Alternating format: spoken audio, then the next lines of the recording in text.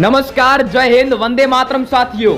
एक बार आप सभी का बहुत बहुत स्वागत है हमारे YouTube चैनल के अंदर। छत्तीसगढ़ विधानसभा चुनाव 2023 का बिगुल बज चुका है। वहीं 7 नवंबर प्रथम चरण के अंदर 9 जिले और 20 विधानसभा सीटों पर चुनाव भी हो चुके हैं। वहीं दोस्तों द्वितीय चरण 17 नवंबर को होने वाला है।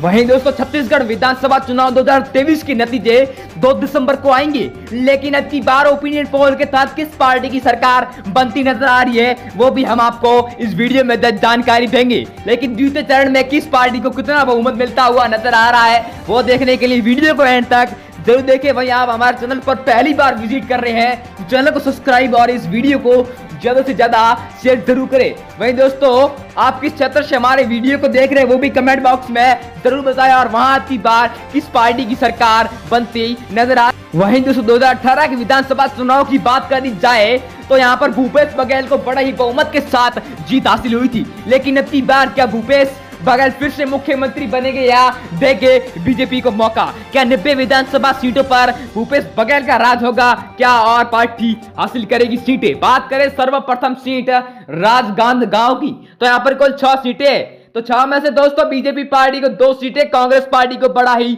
बहुमत मिलता हुआ 4 सीटें, आम आदमी पार्टी के खाते में 0 और अन्य के खाते में भी 0 सीटें जाती नजर आ रही है। बस्तर जिला की कुल 3 सीटों पर बात करी जाए तो यहाँ पर बीजेपी पार्टी को 2 सीटें और कांग्रेस पार्टी को 1 और आम आदमी के खाते में 0 और अन्य के खाते में 0 सीटें जाती नजर आ रही है। वहीं बात करी जाए कबीरधाम की कुल 2 सीटों पर तो दोनों को यहाँ पर समांतर सीटों का आकलन होता हुआ दिखाई दे रहा है, यानी बीजेपी पार्टी को 1 सीट और कांग्रेस पार्टी को भी 1 सीट का आकलन होता हुआ दिखाई दे रहा है अब की बार। वहीं कोंडागांव की कुल 2 सीटों पर बात करी जाए तो यहां पर बीजेपी पार्टी और आम आदमी पार्टी को तगड़ा झटका देकर कांग्रेस पार्टी ने यहां पर 2 सीट से बड़ा ही बहुमत हासिल करती हुई नजर आ रही है अब की बार। वहीं नारायणपुर की जिला की कुल 1 सीट पर बात करी जाए तो एक कांग्रेस पार्टी को हासिल हुई है। कांग्रेस पार्टी को अब की बार बड़ा ही बहुमत मिलता हुआ नजर आ रहा है। बीजेपी के खाते में 0 और आम आदमी के खाते में भी 0 सीट जाती नजर आ रही है। दंतेवाड़ा की कुल 1 सीट पर बात की जाए तो 1 सीट में बीजेपी को 1 सीट, कांग्रेस पार्टी को 0 और आम आदमी पार्टी के खाते में भी 0 सीटें जाती नजर आ रही है अब की बार। बीजापुर जिला की कुल 1 सीट पर बात की जाए तो यहां पर कांग्रेस को बड़ा ही बहुमत मिलता हुआ नजर आ रहा है। बीजेपी पार्टी को तगड़ा झटका लगता नजर आ रहा है क्योंकि कांग्रेस पार्टी को 1 सीट और बीजेपी पार्टी को 0 सीट से संतुष्ट होना पड़ेगा अब की बार। यहां पर सुकमा जिला की कुल 1 सीट पर बात की जाए तो 1 में से कांग्रेस ने यहां पर सबको फाड़ कर रख दिया है क्योंकि कांग्रेस पार्टी को यहां पर 1 सीट, बीजेपी पार्टी के खाते में 0 और आम आदमी पार्टी यानी अरविंद केजरीवाल के खाते में 0 सीटें जाती नजर आ रही है। कोबरा की कुल 4 सीटों पर बात की जाए तो दोनों को समांतर सीटों का आकलन होता हुआ दिखाई दे रहा है अब की बार, यानी कांग्रेस पार्टी के खाते में 2 और बीजेपी के खाते में भी 2 सीटें जाती नजर आ रही है अब की बार। राजनांदगांव जिला की कुल 6 सीटों पर बात की जाए तो 6 में से कांग्रेस पार्टी को यहां पर 4 सीटें, बीजेपी पार्टी को 2 सीटें और अन्य के खाते में 0 सीटें जाती नजर आ रही है अब की बार। बात की जाए बस्तर जिला की कुल 3 सीटों पर तो 3 में से कांग्रेस को यहां पर 2 सीटें, बीजेपी पार्टी को 1 सीट और अन्य के खाते में 0 सीटें जाती नजर आ रही छत्तीसगढ़ विधानसभा चुनाव 2023 के अंदर।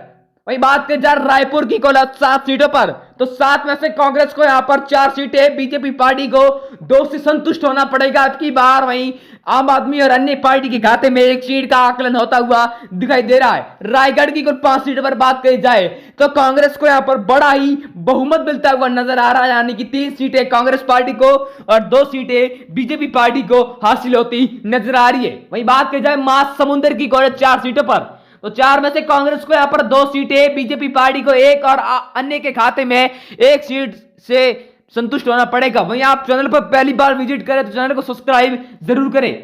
जांजगीर चांपा की कुल 6 सीट पर बात की जाए तो 6 में से कांग्रेस को यहां पर 3 सीटें, बीजेपी पार्टी को 2 सीटें और अन्य के खाते में 1 सीट का आकलन होता हुआ दिखाई दे रहा है अब की बार। उत्तर बक्सर की कुल 3 सीटों पर बात की जाए तो 3 में से बीजेपी को हार का मुंह देखना पड़ सकता है अब की बार। 0 सीटें, कांग्रेस पार्टी को बड़ा ही बहुमत मिलता हुआ 2 सीटें और अन्य के खाते में 1 सीट जाती नजर आ रही है। बात की जाए रायपुर की कुल 7 सीटों पर तो 7 में से बीजेपी को 2 से 3 सीटें मिल सकती है, वहीं कांग्रेस पार्टी को 3 से 4 सीटों का आकलन होता हुआ दिखाई दे रहा है अब की बार।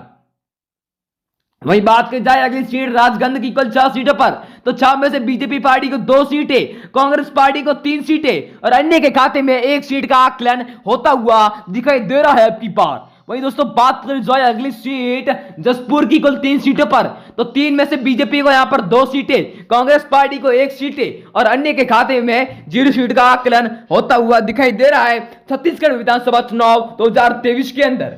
दुर्ग जिला की कुल 6 सीटों पर बात की जाए तो 6 में से बीजेपी को यहां पर 1 से 2 सीट का आकलन होता हुआ नजर आ रहा है, वहीं कांग्रेस पार्टी को 2 से 3 सीट का और 0 से 1 सीट का आकलन होता नजर आ रहा है अन्य पार्टी के खाते में।